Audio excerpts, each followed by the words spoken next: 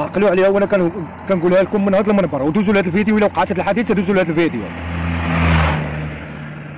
شي المنتخب المغربي الكبير، شي المنتخب المغربي الكبير غادي تقصى في الربع النهائي، غادي تقصى في الربع النهائي. انا مغربي، باش ما تقولوش جزائري ولا شي حاجه.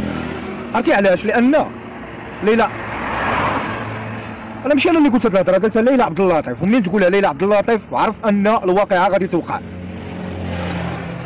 وتا الا ما كانتش من عند الله غادي تكون من الماسونيه،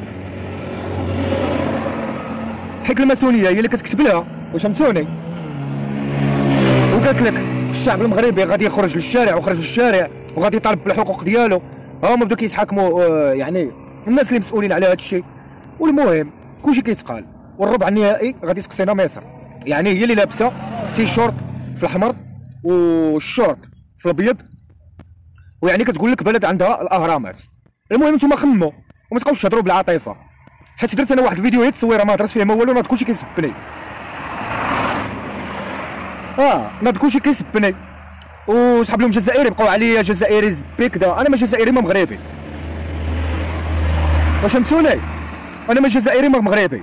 عرفتي علاش؟ لان ليه ما يشرفنيش ننتمي لهاد جوج السبيطارات د الحماق. واش فهمتوني؟ انا قاوري، انا ماشي عربي، انا قاوري شالوم. واش فهمتيني؟ انا اسرائيل نعيش فيها وما نعيش في الجزائر والمغرب. هادو جوج السبيطارات يحلوا لهم الحدود. والمهم المنتخبات تقصى.